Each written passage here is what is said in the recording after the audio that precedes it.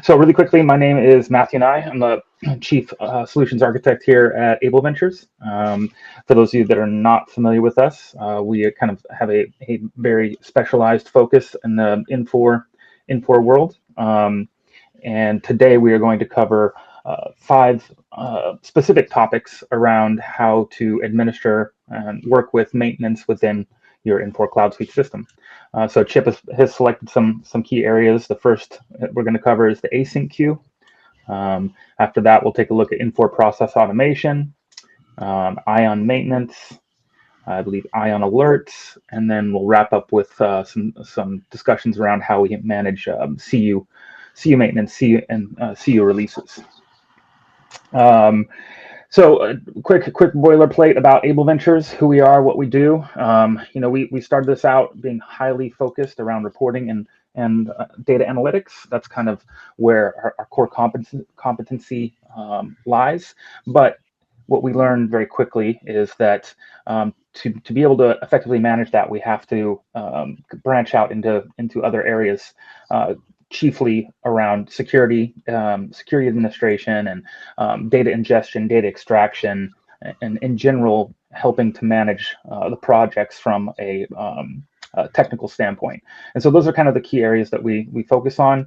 We are a premier delivery partner for Infor. That does not mean that we are specifically focused only on Infor. We have competencies with other than within the Infor stack, but we do have a lot of experience, deep experience within that area.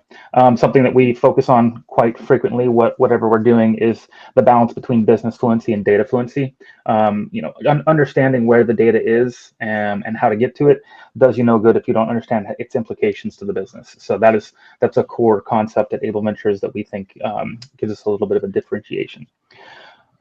Services we offer are your standard consulting services, but we also have managed services offerings. If that is something your organization is looking for, please reach out. And as with pretty much every tech organization in the world right now, we do work in the AI area. However, we are very focused on real world applications with trackable ROI. Again, if that's something that you guys are looking into, we'd love to talk to you about it. But that's not what we're talking about today. Today, we're looking to get as much knowledge from Chip as possible. I know a lot of you already know Chip, have worked with Chip, or just are familiar with his work. He's been in the industry as long as me. So I'm going to turn it over to Chip and let him disseminate his knowledge. Thanks, Chip. Thank you, Matt. Hey guys. First of all, my name is Chip Cunningham. For y'all that don't know me, I've been in the Infor Lawson space for about 25 years. Started off with LSF and version 8, worked through into the landmark applications as they got released, and now I focus a lot on the cloud, but can really kind of do anything Infor Lawson. I've been doing it for quite a while. So I wanted to, Matt's given me the platform here to talk a little bit about system administration. It's something I've been doing for all of my time in the Infor Lawson space, and it's really kind of one of those things that when you think cloud, you think, okay, well, we don't have to administrate the system anymore, and really that's not true. You really there's just as much work. It's just kind of different work. It's less server-based work, and obviously more work in the actual application. So the first thing I wanted to talk about a little bit was the Async Queue. So the Async Queue allows you to the Async Queue is basically the job scheduler, job runner for Infor CloudSuite landmark applications. It provides a platform to run background processing and for most landmark processes.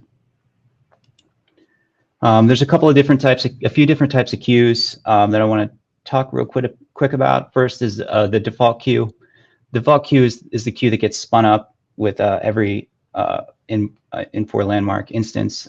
It's named for the data area that it runs on, and it's really kind of the catch-all queue for the async. It's where all processes go that don't have a specific queue to be for the process to run in. So any job that's not explicitly routed to other queues is routed to this queue. The second type of queue that is the email queue. And the email queue is going to run any processes, any email processes that are generated from the system. It doesn't run the IPA emails, but any emails coming out of the system, for example, on the financial side, the AP approval process, all those emails in that process are routed through this queue. And then you have the process automation queue. The process automation queue runs any of your IPAs. The important thing to note about this queue is this is how you control how many concurrent processes get run in IPA. In general, it's set to 8, but I've seen people have to increase it because of things that, because processes they have that run, that they need more concurrent processes. Then you have your effective data queue, and the effective data queue is, particularly on the HR side, is where you're going to run processes that need to happen for transactions that happen in the future. So what happens is you submit a hire process for 2 weeks from now, it'll sit in that effective data queue and then run 2 weeks from now. And so it runs the processes on the day for which they're effective dated. And then finally, you have your specialty queues.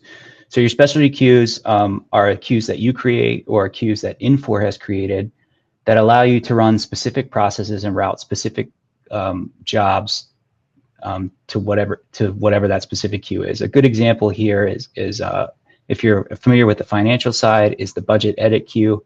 It allows single file running of the budget edit processes as they come through the system, and it can get pretty backed up because it only allows one process at a time, and that's by design. I'll talk a little bit about async queue maintenance. So when you have an async queue issues, when you have an async queue issue, these issues are going to show in your async queue as failed triggers.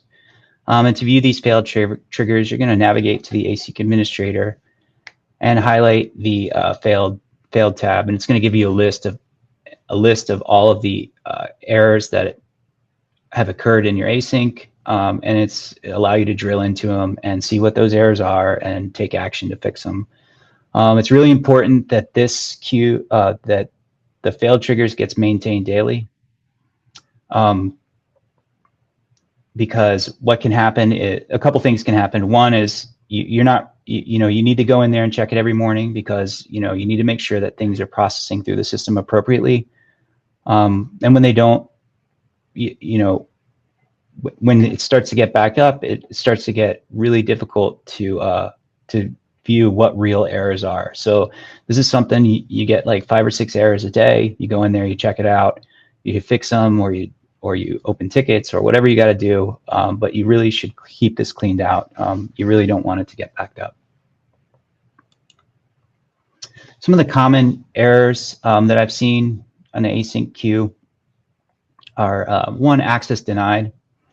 And so you'll have a process that you kick off, and it'll come back with an access denied error. And so really that's a security issue. So the fix here is you got to fix the underlying security, and then you re-queue the job.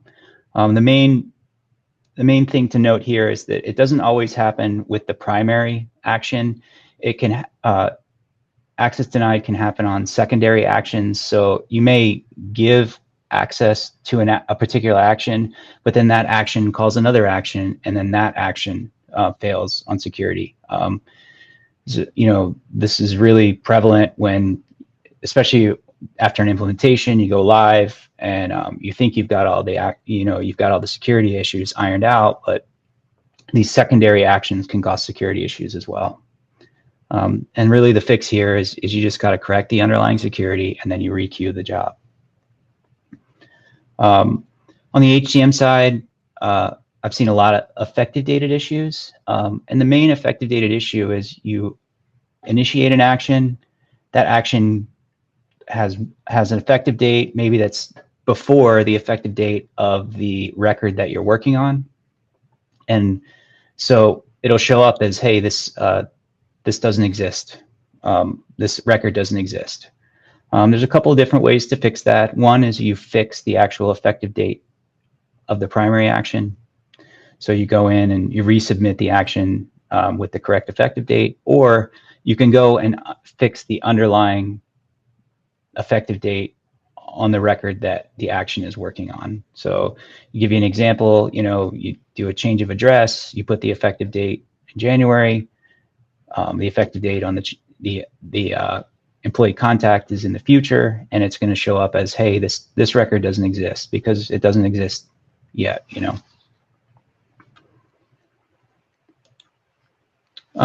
Another common issue that I see is a checkpoint in use by another execution. And so what a lot of the actions in CloudSuite are CloudSuite Landmark are multi steps, and so the system needs to take account where in the process that action is. So it'll write a checkpoint record to say, here's where you're at. And so what can happen is maybe that first action fails, you submit a second action, and the second action says, hey, this is already in use by another execution. Or you submit too many of the same actions and they kind of step on each other. Either way, the fix here is going to be to either fix that initial action and then requeue all the subsequent actions, or to wait till the initial action is complete and then requeue all the subsequent actions. An important note here is you don't want to delete checkpoint records unless it's guided by Infor, because they are placeholders in the system. And so if you delete checkpoint records, you can end up having the data in a state where it's like kind of halfway between A and B. And so you'll have to get Infor involved to fix that. So your best bet is when you have checkpoint problems is just to open a ticket with Infor and work through those. The async queue, it can really get full of logs. There's like tons of logs that the async queue writes, whether it's whether it's you're saving the history or your failed transactions. If you don't keep this clean, then you can have you'll have issues with space. You'll have issues with trying to search through the thousands and sometimes millions of records that you've created. So it's really important that you keep the async queue cleaned up. A couple of pointers for that. Make sure that your saved history flag is turned off. I've seen so many clients who turn the save history flag on, and you go into their async queue and they've got millions of these save history logs. Now, you're wasting space. You're eventually start to degrade the system. And so the save history flag really only needs to be turned on when you're actively troubleshooting an issue. And if, once you're done, then you want to delete those finished triggers, those saved history finished triggers up. And to do that, you delete it using the delete finished triggers action. And this is something that, so you turn the save history flag on, you do your troubleshooting, and then you go back in and you run the delete finish triggers. A couple of other actions that you can run to keep your async clean are the purge, async, audit entry. Each async transaction, each async process writes an audit entry. Infor has delivered it. It's with a 30-day storage time. So every 30 days, it cleans itself out, or it cleans itself out for everything but the last 30 days. And then there's the purge async action invocation, and so every action has a log that says, hey, this is I'm going to invoke this command, and this one again is delivered, and it's something that Infor runs with a 10-day storage time. So you can adjust those as you need. But usually that's good enough to keep things clean. You also want to take advantage of the async queue notification settings. So when you talk about automation, really the only time you want to go into async is when something's wrong. So there's a couple of different ways that I've seen people handle this. One is at a queue level, you can go in and set, add an email address and set a notification type, usually on failure, so that when something fails in the async queue, it'll shoot you an email and says, hey, this failed. So you can go in there, before somebody calls and says, hey, my hire's not hiring, you can go in there and you can try to fix it before it gets that far. So it's just a good heads up. The second thing, and this is something I've done for many clients, is just building an IPA, and the IPA, maybe runs once or twice daily and sends out a list of all the failed transactions. In order to find those failed transactions, you're going to query the async action trigger business class, and then you'll email the errors in a report form to the admins. It's a pretty simple thing, but can be helpful for maintaining the async queue. Next, I want to talk a little bit about Infor process automation. So in Infor process automation, really, when you're talking from an administrative perspective, you're gonna be looking at work units, and you're gonna be looking at failed work units. And it's important to distinguish that failed work units are work units that say failed. Lots of IPAs have lots of different errors, but they may not fail. They run to completion, but you want to look at failed work units. And in order to do that, you're going to go to the process server administrator, the administration work units, and then work units by status list. You can highlight that failed tab, and it'll show a list of all your failed transactions. Those are the ones you particularly want to pay attention to, because those are the ones where the IPA did not run to completion, and you may not have the work that you may have intended to be done may not have been done. A couple of reports that Infor delivers for IPA are process and task reporting. So the distinction between the two is process reporting works on user action nodes, works on automations without user action nodes.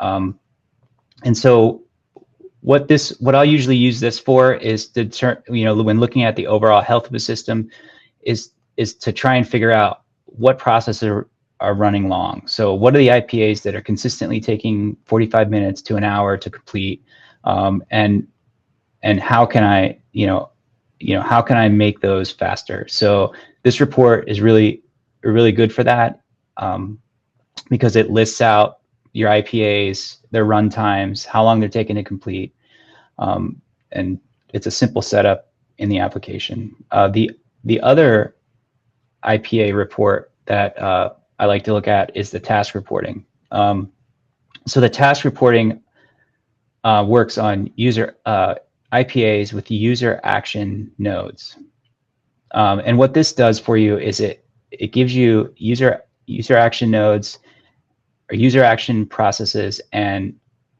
tells you how long the different steps of the process is taking. So for example, you have somebody in AP that's taking like 5 days to approve invoices, and this will call those out so that you can go to the person and say like, hey, 5 days is too long. There's a particular interest in that because it gives you like a training, there's kind of a training issue where you can go and tell the person, hey, you need to approve these faster. IPA cleanup is essential. I've been to so many clients where they've got hundreds of thousands of work units in IPA in their work unit logs. It's excessive and takes up space. It really complicates searches on work units, and generally it's good practice to just get the work units you need. Keep the work unit list slimmed down so that other work units, so that you have the ability to search, and it's much easier. The second thing I've seen is file storage. So when you create a file access node, it stores the file on the server in the file storage business class, PFI file storage. I've I've also seen clients where we've gone in there and there've been, you know, every file they've ever written to file storage, and it takes up an extraordinary amount of space. They're really not useful for anything.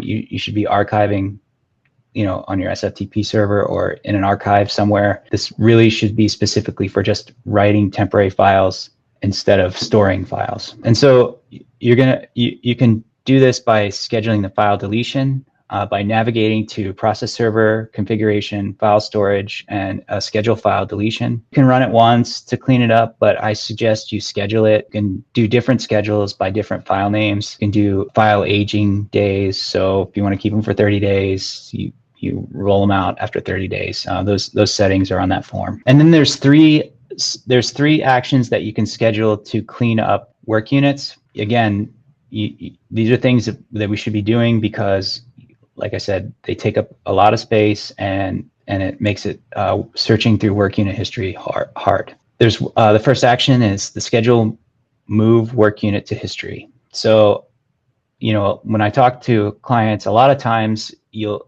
say, hey, you know, you really need to clean up these work units. And they're like, well, we don't want to clean these up because these are user action work units. And we want to save these as an audit trail, which is, you know, which is legitimate.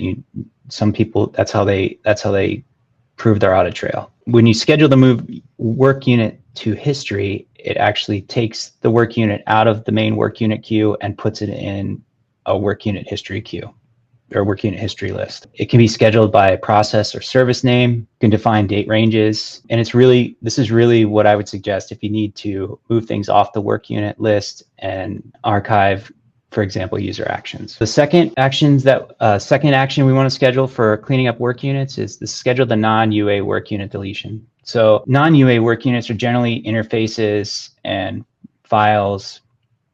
You know, create files or you create reports and you send them somewhere. And then, so you can set this non-UA work unit deletion to delete all of your actions without user actions. You can schedule it by offset days. It just depends on what your tolerance is or how long you want to keep them. But, you know, I suggest something like 90 days, especially if, you know, things are running smooth and you have files archived, then, you know, you can schedule those for deletion. And then finally, there's the schedule work unit deletion. So you can run this as kind of a catch-all.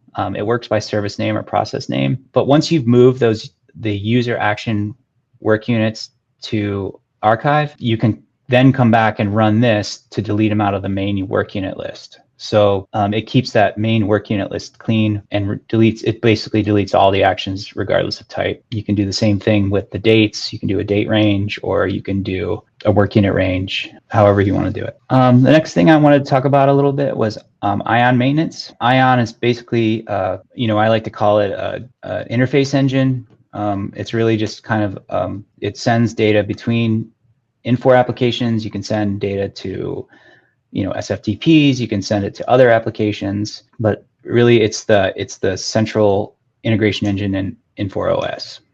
Some of the key components of ION are your connection points, and connection points are basically your window into whatever system. So, you know, ION is delivered with connection points for all of your Infor applications. You can set up connection points on an SFTP server. You can set up connection points to another ION instance. You can set up connection points to other applications, but basically those are synonymous with your system. Another component of the ION system is documents. Documents is the data. So the data that's sent between actions. You can send XML files. You can send business BODs, which are really just kind of standard XML forms. They're what Infor uses to talk between systems. You can also, any kind of delimited files, any kind of JSON files, anything that's not a standard XML, but can be defined in the ION application. And then you have data flows, and data flows are the combination of the two. A data flow usually starts with a connection point and ends with a connection point and has a document in the middle. And the data flows are event driven. And it's really just kind of a sequence of activities that send or receive data or documents. From an administrative perspective, the most important ION application you're gonna use is ION OneView. And so there's multiple different types of views in OneView.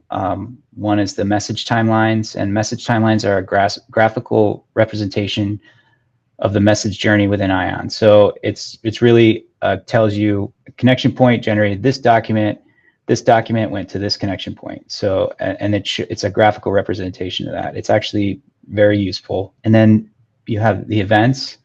And so the events are events that are triggered by the message during its processing within Ion.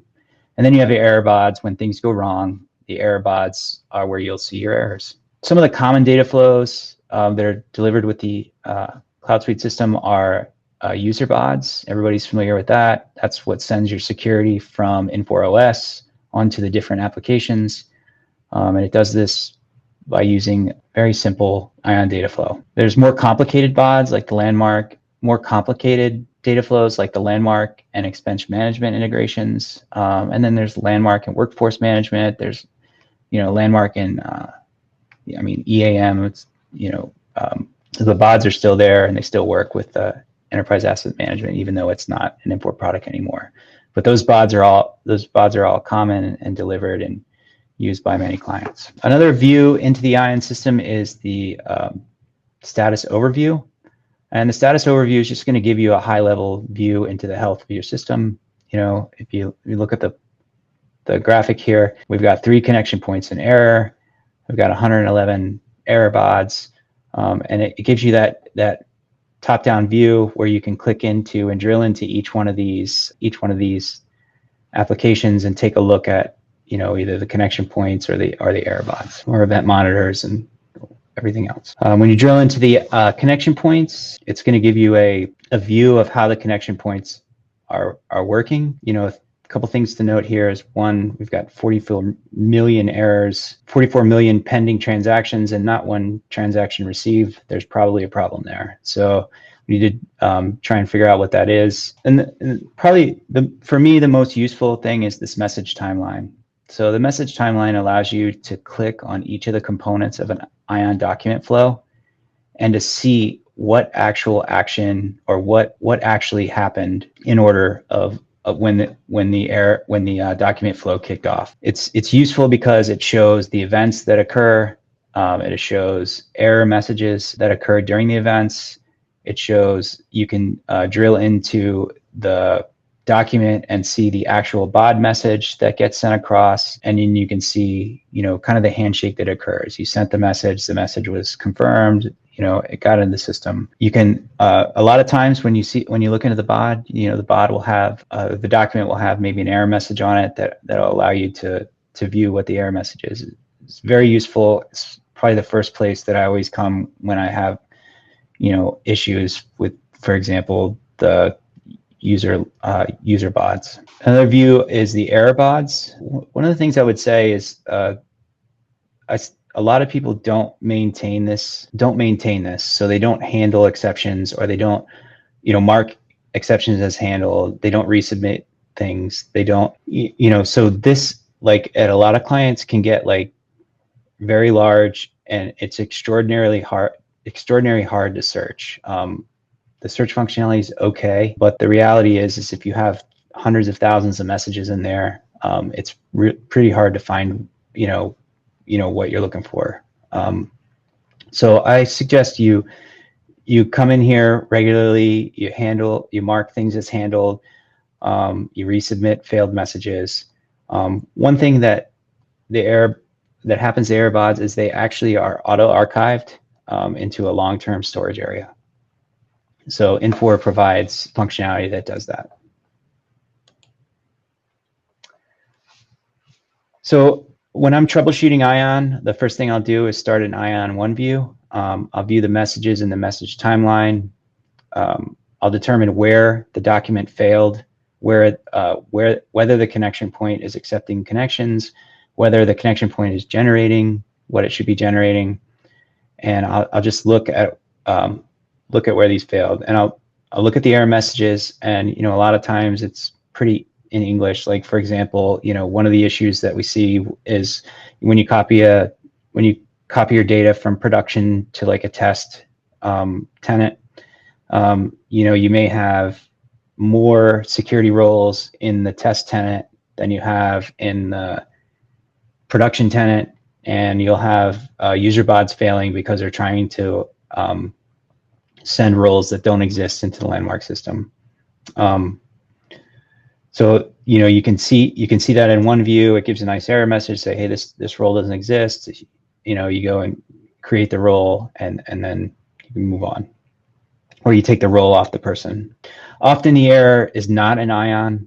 Ion just sends data across the ether. So often the error is in one of the applications that you're trying to write the data to. One trick that I've found is sometimes if you have a problem or an issue and a document flow stops working, I'll go in and I'll literally just recycle the bod. So I'll reset, I'll turn off the bod, and then I'll turn the bod back on, and it'll get picked up and start working again. That's something I've learned. It's like one of the first things I usually do when we're having trouble is just go recycle it to make sure that it's picking data up still.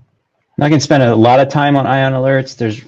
But there is the exception emails and generating alerts functionality is very useful. It allows you to kind of see in real time when something goes wrong so that you can go fix it before somebody says, hey, this is broken. Usually I'll set up the exception emails, and to do that you navigate to configuration menu, error reporting, and then Ion will send an email if one of the three conditions is met. Either it's an error bot occurs, or the message being published has no routing, or a message is published that's too big. I don't really see the third one too often, but I have seen the first two several times. And then you can also generate alerts on the same screen, and you can send those alerts to a user group. Now, it's okay, I guess, if you're in Infor all the time and you can get those alerts, but because they show up on the Infor OS business alert widget. But I like to set up the exception emails so that when things fail, I get an email that says, hey, this failed, go fix it. And finally, I want to talk a little bit about CU maintenance. In 2023, Infor changed the way they deliver CUs, which was kind of a relief to customers because they were delivering feature releases and service releases every month.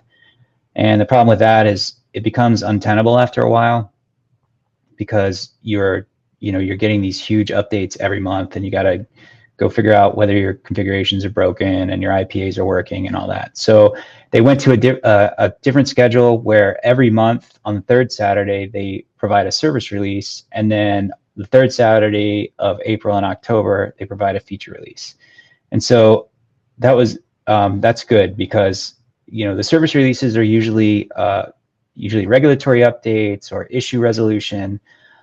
There's a small number of them. They're break fixes, and they're really easy for organizations to absorb. Feature releases, however, are usually major changes, extra delivered functionality, removal of old functionality. They did make some of the features. You don't have to take the features right away.